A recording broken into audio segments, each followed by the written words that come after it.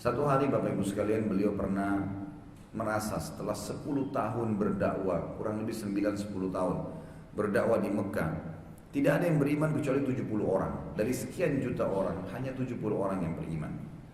Maka Nabi SAW pada saat itu, Bapak Ibu sekalian, coba mau ekspansi dakwah. Kemana nih dakwah di bawah nih?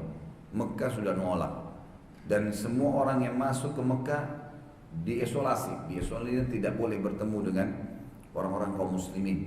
Muslimin nggak boleh keluar dari Mekah. Betul-betul terisolasi, nggak bisa buat apa-apa. Nabi SAW pada saat itu pagi-pagi keluar sebelum masyarakat Makkah beraktivitas, lalu ingin melirik lokasi dakwah. Ditemukanlah di benak beliau adalah kota Taif. Kota Taif sekitar 60 kilo dari kota Makkah, wilayah yang pegunungan tinggi dan dingin gitu.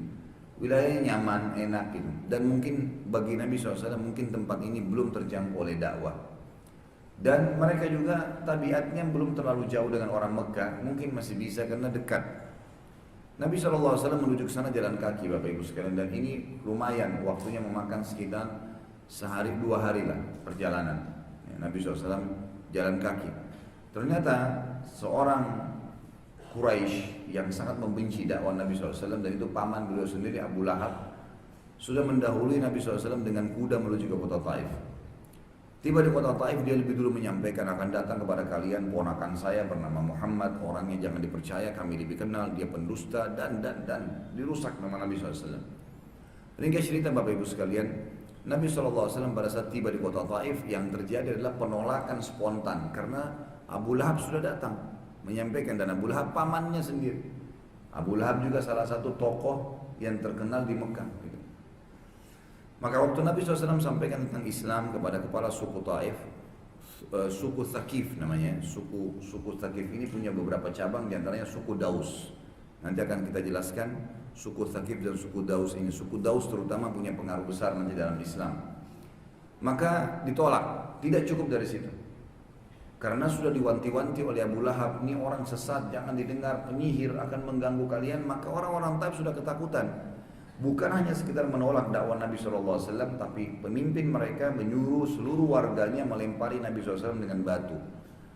Ini satu hal yang luar biasa. Bayangkan kalau satu kota Jakarta melempari orang, satu orang jalan.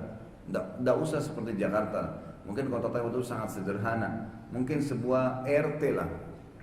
Kalau kita di Jakarta, satu RT semuanya disuruh lemparin satu orang ini. Dan cara melemparnya semua, anak kecil, perempuan, laki-laki, orang tua, anak-anak, semuanya mengambil batu, dan batu itu dilempar ke arah kaki Nabi SAW kalau yang sedang diangkat. Misalnya kaki kanan sedang diangkat, kaki kanan itu dilemparin oleh batu. Jadi pasti sakit sekali. Kemudian pada saat diturunkan, kaki kiri diangkat, kaki kiri yang dilempari batu. Kita bayangkan bagaimana tersiksanya Nabi SAW pada saat itu untuk menyampaikan agama yang mulia ini. Dilemparin, tapi Nabi SAW tidak bisa berhenti, berdarah-darah kakinya, rusak, luka gitu. Nabi SAW tetap jalan, karena kalau tidak ini bahaya, bisa terajam, bisa meninggal, dakwah ini habis. Nabi SAW ikhtiar keluar, sampai beliau jalan di luar pintu gerbang benteng daripada kota Taif, lalu ditutup pintu gerbangnya, Nabi SAW dibiarkan di luar sendirian. Dalam kondisi berdarah kakinya SAW, keringatan, panas di siang hari, dakwanya ditolak. Bayangin luar biasa keadaannya. Bertumpuk semua masalah. Di Mekah sudah nggak diterima dakwanya. Ke kota Taif bukan cuma tidak diterima, diusir, lalu dilempar dengan batu sampai berdarah-berdarah. Nabi SAW ya, kemudian jalan ke bawah sebuah pohon semampunya, lalu istirahat di sini. Sementara istirahat beliau mengucapkan kalimat yang masyhur, wahai Allah, wahai Tuhanku, kemanakah kau akan mengarahkan langkahku? Ke sebuah masa depan yang tidak jelaskah? Atau ke kota-kota Mekah dan Taif yang menolak agama ini? Dia keluhkan, curhat kepada Allah SWT.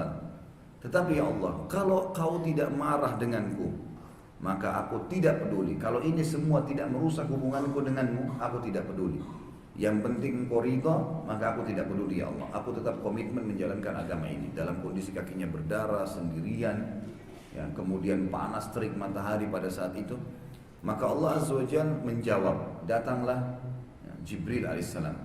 Jibril datang Bapak Ibu sekalian, kemudian menyampaikan kepada Nabi SAW, wahai Muhammad, di sebelahku ini ada satu malaikat penjaga gunung, dan Allah memberikan titah kepadamu, tinggal kau perintahkan saja. Kalau kau mau Muhammad, suruh dia menggabungkan antara gunung-gunung Mekah dengan gunung-gunung Taif. Digabungin sehingga dua kota ini habis dalam sejarah dunia, nggak ada lagi. Gampang, kamu tinggal bilang habis di Mekah sama Taif, nggak ada lagi. Nanti kamu tinggal berdakwah di tempat lain, atau kamu bersabar dan dipastikan dijamin oleh Allah agamamu ini akan menyebar ke seluruh dunia. Maka kata Nabi SAW, saya bersabar dan saya berharap ditunjuk kota Taif. Saya berharap dari kota ini nanti akan keluar dari keturunan mereka orang yang beriman kepada Allah. Dan Allah Azza wa Jalla menerima doa Nabi SAW. Keluarlah dari kota Taif banyak orang yang beriman. Dan sekarang kota Taif semuanya Muslim tentunya. Tapi waktu itu ada satu orang ini sudah cukup mewakili seluruh Taif. Dialah Abdurrahman bin Sakhr atau dikenal dengan Abu Hurairah. Abu Hurairah radhiyallahu anhu sahabat Nabi yang paling banyak meriwayatkan hadis dari kalangan laki-laki dari suku Daus. Suku yang asli dari kota Taif, cabang daripada suku Thaqif tadi yang saya sebutkan.